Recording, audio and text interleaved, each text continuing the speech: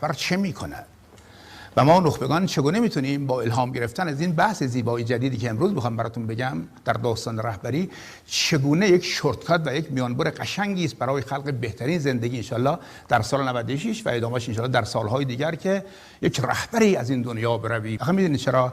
برای که آنچه را که منو شگفت زده کرده است، چون من خیلی مطالعات و تحقیقات میکنم. شما خودتون میدید من 24 ساعت تو یوتیوب هم توی اینترنت هم سفر میکنم به کشورهای مختلف جهان، صحبت میکنم با دانشمندان مختلف تو امریکا این برابر که اونها چه تلقی از این مباحث الهی انسان دارند و انسان کیست، از کجا آمده است، چه رسالتی دارد و انسان به چه کسی تو این جهان هستی شبیه است؟ به خدا شبیه است. بلذا انسان چیزی نیست جز یک مقوله‌ای که اصلا رهبر به دنیا آمده است و از او انتظار رهبری است در این جهان، زیرا اون کسی که اون انسان را دیزاین و خلق کرده است و مأموریت و رسالت به او داده است که در این جهان رهبری کند، خدای رحمان است.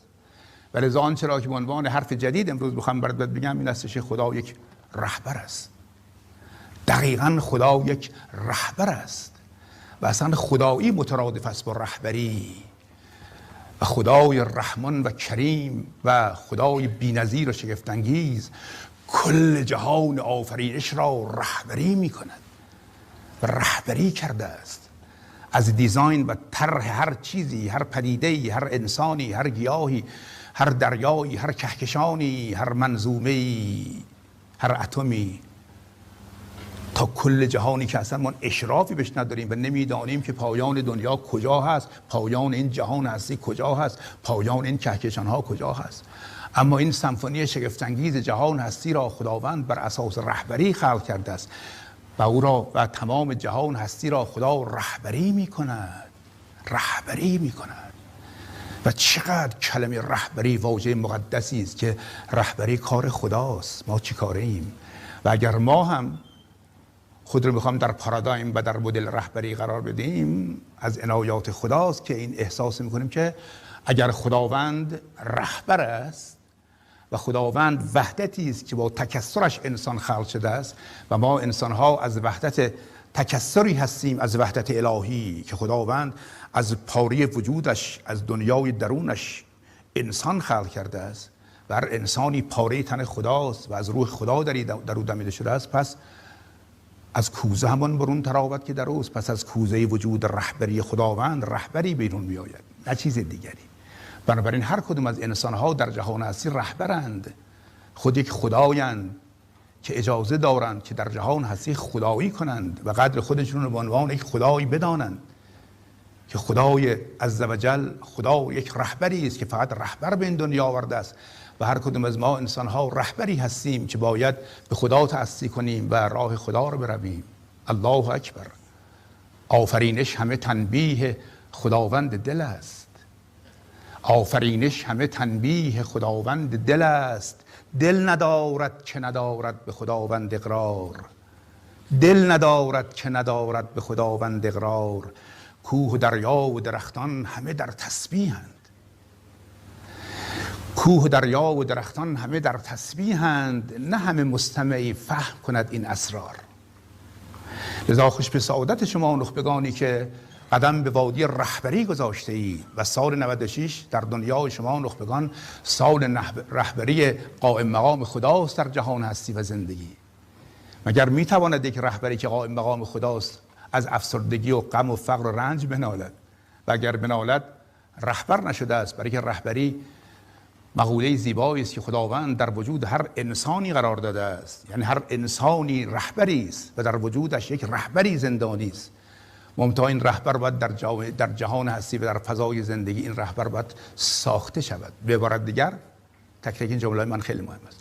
به عبارت دیگر، رهبری در دنیای بشر و در دنیای انسان یک ماده خام است، مثل روح خدا در وجود ما که یک ماده خام است و رسالتمون این است که در طول 80 سال 90 سال 100 سال زندگیمون این روح رو پرورش بدهیم و از اون روح شگفت‌انگیزی بسازیم که دقیقاً مشابه روح خدا باشه. بنابراین روح خدا و مقوله رهبری در دنیای بشر یک مقوله دقیقاً یک ماده خام است و رسالت ما این هستش که این رهبری را بسازیم. بنابراین ما با روح رهبری به دنیا آمده ایم، ولی باید در خودمون روحیه رهبری را بسازیم، باورهای رهبری را بسازیم، شخصیت رهبری را بسازیم. اما چگونه بسازیم؟ بعد از خدا کمک بگیریم. چگونه با خدا ارتباط برقرار کنیم که بتوانیم از او الهام بگیریم و این شخصیت خداگونه را خدا کنیم. و واسطه بین ما و خداوند پیامبر عظیم‌الشأن اسلام میتونه باشه که او اولین و شگفت‌انگیزترین قائم مقام خداست. دقیقاً مقام قائم مقامی اون خدای شگفت‌انگیز در وجود محمد تلألؤ پیدا کرده است و تجلی شده گرفته است. ولذا تنها راه ارتباط ما با این رهبری جهان هستی میتونه از طریق پیامبرانی باشد که در رأسش و کاملترینش و بهترینش پیامبر عظیم‌الشأن اسلام است که از او الهام بگیریم و رهبری کنیم. برای همین من این جلسه امروز که بحث مبعث است و بحث در واقع این رسالت است که خداوند رسالت رهبری را در روز مبعث به پیامبر رسما اعلام کرده است.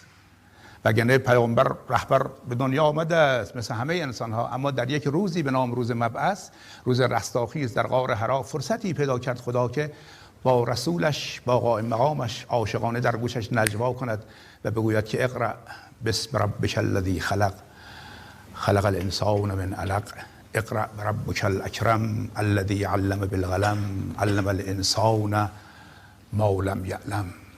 آموزش داد به اون انسان هر آنچه را که نمیدانست.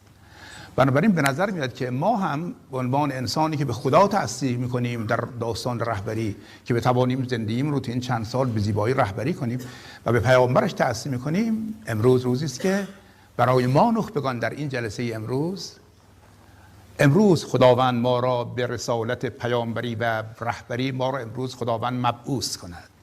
بنابراین امروز روزی است که همون روزی که اون شبی که در غار حرا خدا پیامبر را مبعوث به این رسالت کرد، امروز در این روز مبعث، در این جشن قشنگمون در سالن خانه معلم، خداوند فرد ما را مبعوث میکند در همین لحظه که ما هم این پرچم پر افتخار رسالت رهبری را به عهده بگیریم. اول خود را به عنوان رهبری شگفت‌انگیز و به عنوان یک نخبه شگفتی آفرین بسازیم و بعد این رسالت رهبری را در وادی زندگی و در مقابل انسانها، در کنار انسانها اداره کنیم. بنابراین من به فرد شما تبریک میگم که امروز اتفاق بزرگی در دنیا شما افتاده. شاید ندانی، برای همین من بدنم داره میلرزه، برای همین میگم که حرف جدیدی امروز میخوام به شما بزنم. شاید این خبر رو نمیدونم کسی اصلا به تو داده است یا نه که امروز مبعث توست، مبعث پیامبری است، مبعث نخبه‌ای است که خداوند فرد شما رو به رسالت رهبری برگزیده است.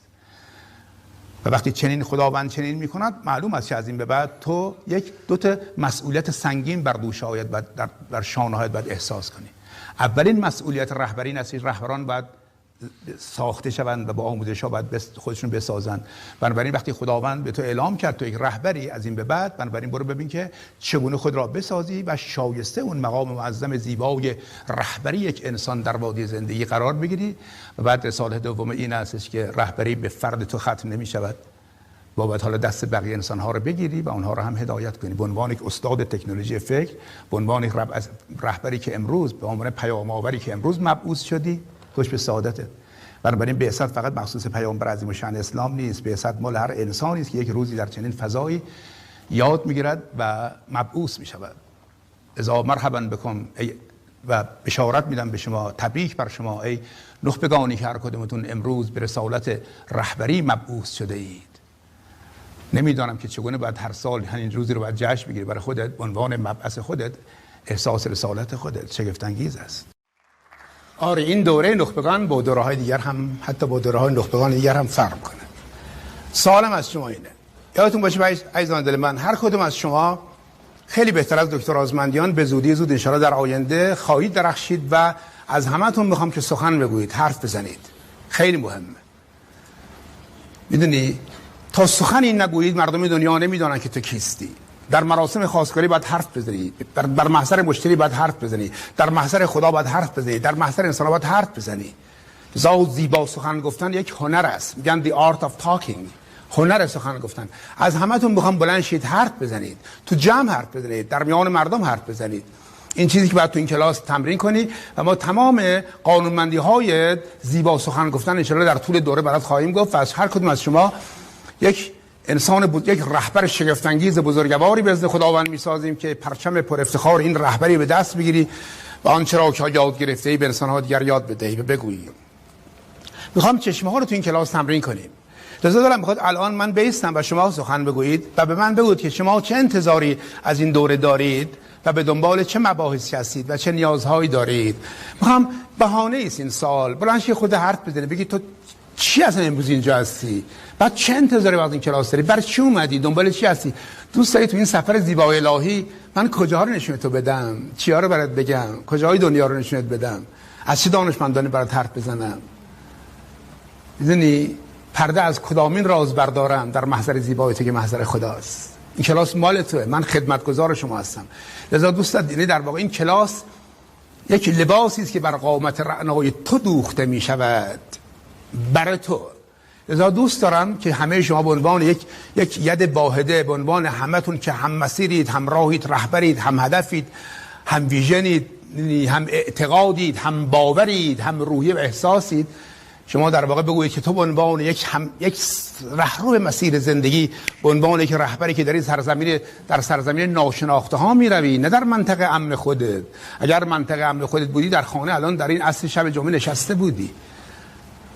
نفس آمدنت به این کلاس فریاد این رو میزنه که میخوای بری در سرزمین ناشناخته ها ببینی که چگونه دستاوردهای عالی تا این دنیا به دست میاد، چگونه میشه دنیا قشنگی ساخت. مثل کریستوف کلمب که دنبال است که چگونه میتوان یک سرزمین دیگری تو این دنیا کشف کرد و نامش را امریکا نهاد. لذا تو باید دنبال کشف دنیای خودت باشی. برایت گفتم که رهبری یک نوع از تفکر بشر است. پارت دوم ما خیلی مهمه. همتون عاشقانه گوش کنید، لطفاً یادداشت کنید. هر کی هم دلش میخواد میتونه از این صفحه عکس بگیره، هر لحظه میتونه عکس بگیری. داره یک نوع احساس از خود است، یک نوع زندگی است. این تکراری اسلاید مهمه و لزومی هم ندارد که هیچ مقامی داشته باشی که من تو را رهبر بنامم، برای که رهبری داستان مقام و پست اینا نیست. رهبری تاج عزت و کرامتی است که خداوند بر سر یک انسان لایق میگذارد و خوش به سعادت فرفرد شما که واقعا لیاقت این مقام شامخ انسانی که اوج مقام یک انسان است و شبیه مقام خداست امروز به شما داده شده است. بنابراین دنبال مقام های مادی نگرد تو این دنیا. میدونید دنبال این نباشه که کسی دنبال درا بیفته و بخواد به رأی بده، دنبال این باشه که خدا به تو رأی بده. همین. لذا مفهوم رهبری برای بشر این است که همین که زنده ای، همین که نخبه ای، باید مثل یک رهبر نفس بکشی و مثل یک رهبر فرزانه زندگی کنی.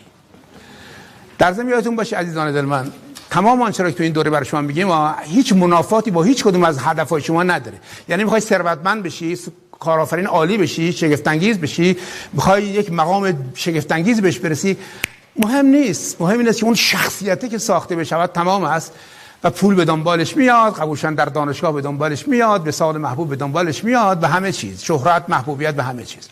فراز بخش دوم این کلاس شگفت انگیز است، بی‌نظیر است. ذره به ذرهش عاشقانه گوش کن و گفتم متاسفانه شما صحبت نکردید از اینکه چی میخواین از این کلاس. همتون لطف عنایت